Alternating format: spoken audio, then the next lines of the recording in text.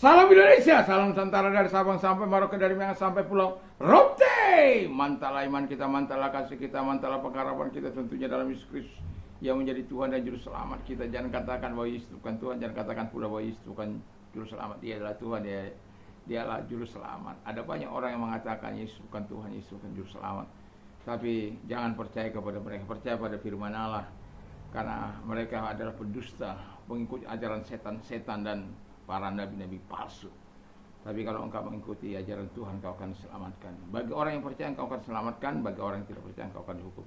Karena Yesus sudah berkata, karena begitu besar kasih, akulah jalan kebenaran dan hidup, tiada seorang sampai kepada Allah kalau tidak melalui aku.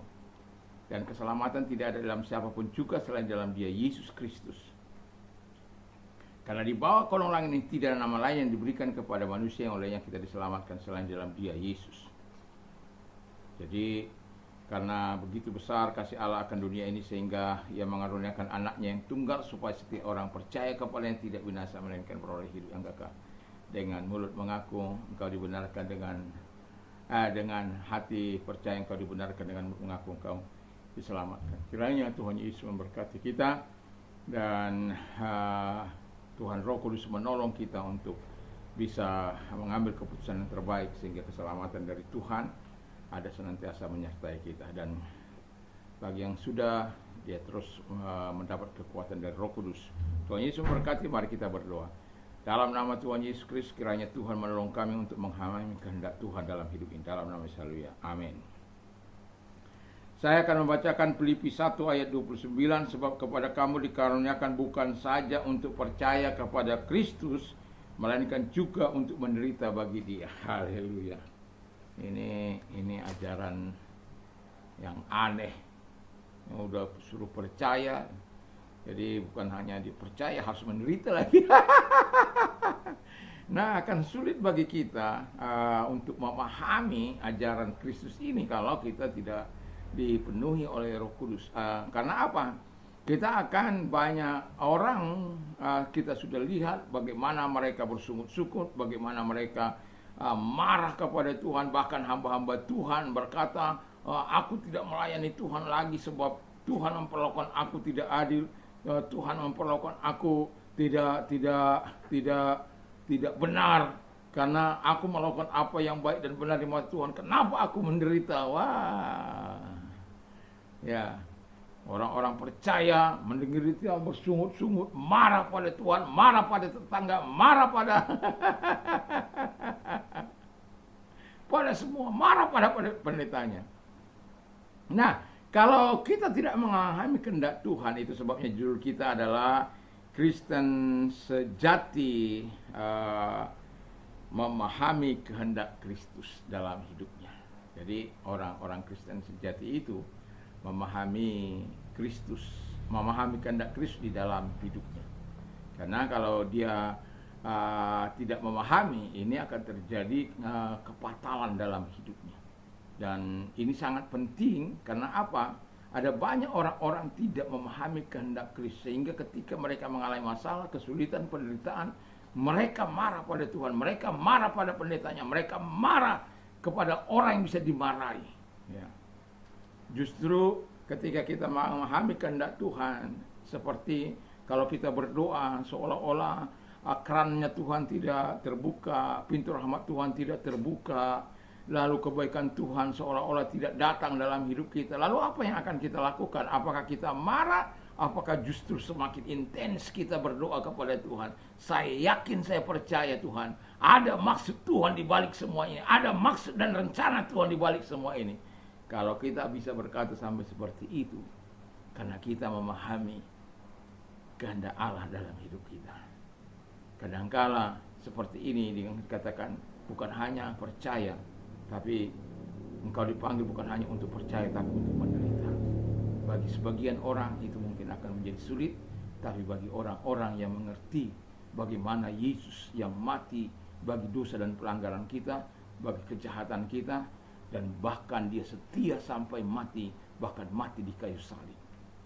Penderitaan yang sangat mengerikan, kematian yang sangat menyakitkan sebenarnya kalau mati di kayu salib itu. Bahkan itu kata Firman Allah itu orang-orang yang terkutuk tapi dia rela mengambil kutuk itu hanya untuk menyelamatkan saya dan saudara. Itu sebabnya kita perlu memahami kehendak Allah. Nah, untuk itulah yang pertama murid Kristen sejati memahami kehendak Kristus dalam hidupnya. Yang pertama, ia tidak bersungut-sungut ketika sedang menderita. Haleluya. Ya, walaupun dia sudah percaya pada Yesus, ya tidak akan bersungut-sungut. Karena kita lihat bagaimana orang Israel bersungut-sungut, marah pada Musa, marah pada Tuhan. Karena mereka berpikir ada puyuh hai, ada sayur hai, ada kue hai. Ada banyak daging yang ada di Israel. Lalu mereka ada di padang gurun selama 40 tahun mereka di situ. Waduh, sampai mati di situ karena apa? Sungut-sungut mereka. Yang selamat itu kan 20 tahun ke bawah yang bisa masuk ke tanah perjanjian, yang lebihnya mati. Karena terlalu banyak sungut-sungut. Sebagai orang percaya jangan terlalu banyak sungut-sungut bagi kita. Jangan bersungut-sungut, jangankan terlalu banyak, bersungut-sungut aja nggak boleh, ya, nggak boleh.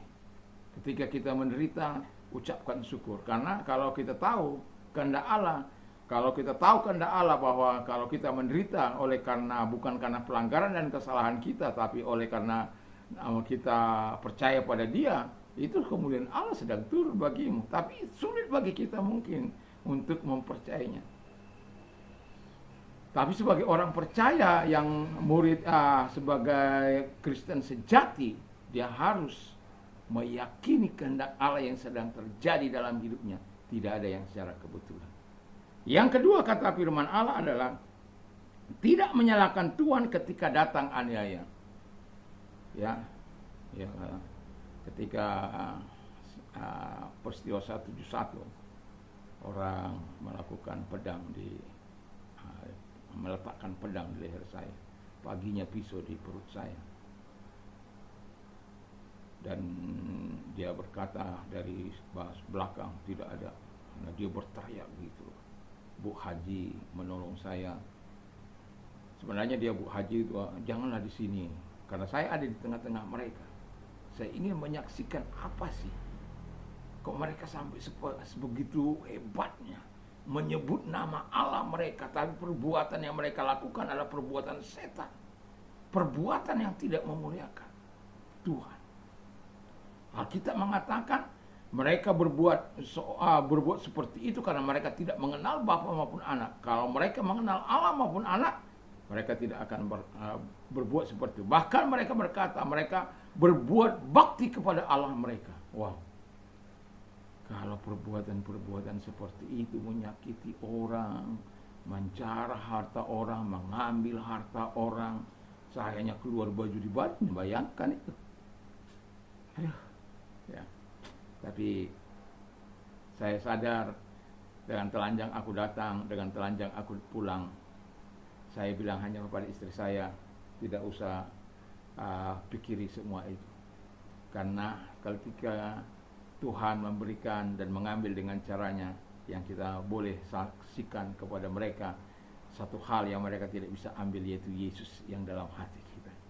Harta apa semua dan apa yang ada mereka boleh ambil, mereka boleh nikmati, tapi Yesus mereka tidak akan bisa nikmati. Karena apa?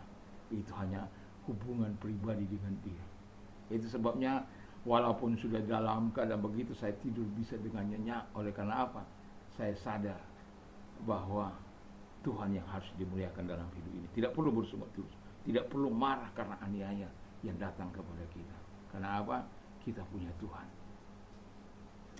Lalu yang terakhir, tidak menyimpang dari jalan Tuhan walaupun mengalami kesusahan. Ya. Kan ada orang menyimpang ketika susahnya hidup. Ada yang sampai membunuh anak istrinya hanya karena kasihan kepada dirinya, tidak bisa menafkahi. Ada yang satu keluarga bunuh diri bersama oleh karena kesusahan yang mereka alami. Kita tidak boleh menyimpang dari kebenaran firman Allah. Kita harus mampu bertahan di dalam terang firman Allah. Kita harus mampu bertahan dalam kehendak Allah. Kalau kita memahami kehendak Allah, kehendak Kristus dalam kehidupan kita, kita akan berkata, Tuhan tolong. Lebih baik engkau datang kepada sahabat-sahabatmu, minta tolong kepada sahabat-sahabatmu, kepada orang-orang percaya, daripada engkau mengakhiri hidup. Saya lebih katakan lebih baik engkau percaya kalau memang situasinya dan kondisinya yang tidak lagi memungkinkan, lebih baik engkau datang kepada teman, kepada pendetamu, atau kepada orang-orang. Pastilah kita mengenal orang-orang yang bisa kita ajak memahami keadaan kita. Enggak usah malu. Kalaupun kau ditolak, ya kamu waktu pergi juga nggak mendapat apa-apa, waktu kamu pulang juga kamu nggak dapat apa, nggak apa-apa, nggak perlu sakit hati, nggak perlu marah kan. Ucapkan syukur, dan itu kesempatan bagi mengatakan saya udah usaha Tuhan. Ya Tuhan tolonglah saya bagaimana jalan keluarnya yang terbaik. Saya ingin begini-begini, nyatakan itu kepada Allah. Tapi yang tidak boleh adalah menyimpang dari jalan-jalan Tuhan. Kalau engkau sampai menyimpang dari jalan Tuhan, aduh, nyakit.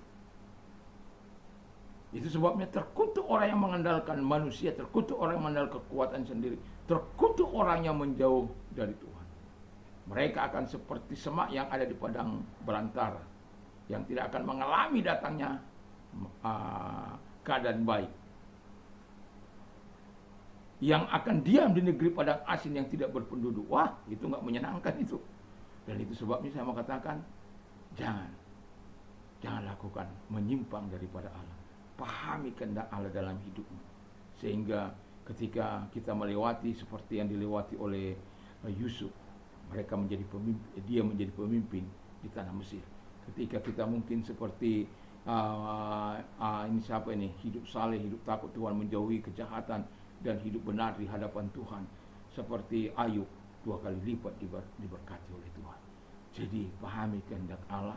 Jangan oleh karena masalah-masalah yang kau kehendaki engkau keluar melawan Allah, tapi justru ketika engkau mengalami, kalau engkau paham akan kehendak Allah, kau akan menikmati sajian yang termanis dari Tuhan, sajian yang terindah dari Tuhan, dan nikmat anugerah yang daripada Allah akan kau nikmati ketika engkau sudah melewati masa-masa itu. Tadi kemarin saya ingatkan kita bahwa kita akan menikmati yang terbaik dari Tuhan. Kita menjadi anak, menjadi ahli waris, dan juga kita kemarin itu saya katakan kita berhak menerima janji-janji Allah dan dipermuliakan oleh Bapa di surga bersama dengan Kristus. Dan nikmatilah itu karena engkau sungguh memahami kehendak Kristus dalam hidupmu. Mari kita tunduk kepala kita berdoa. Terima kasih Tuhan, kiranya Tuhan menolong kami untuk berjalan dalam kehendak-Mu, dan kami bersyukur dalam nama Yesus. Kalau engkau dalam keadaan sakit, saya mau segala sakit penyakit yang mereka derita, aku perintah keluar, dan oleh bilur daripada Tuhan Yesus engkau sembuh, oleh kuasanya, oleh jamahannya engkau sembuh. Terima kasih Tuhan.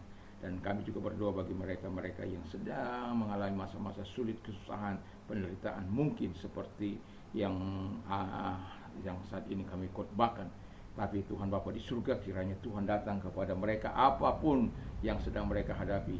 Kami datang kepada Tuhan, kau berikan kelegaan, kau berikan jawaban, kau berikan solusi, karena kami tahu kami punya Allah yang besar, Allah yang dasar, Allah yang perkasa. Dalam nama Yesus, kau menggenggam tangan mereka dan tetap menolong mereka, dan biarkan mereka memuliakan Engkau. Di dalam nama Yesus kami bersyukur dan berdoa. Haleluya, amin. Selamat malam, dan jangan lupa untuk membaca firman Allah dan berdoalah sebelum tidur. Tuhan Yesus memberkati. Mantap, mantap, mantap.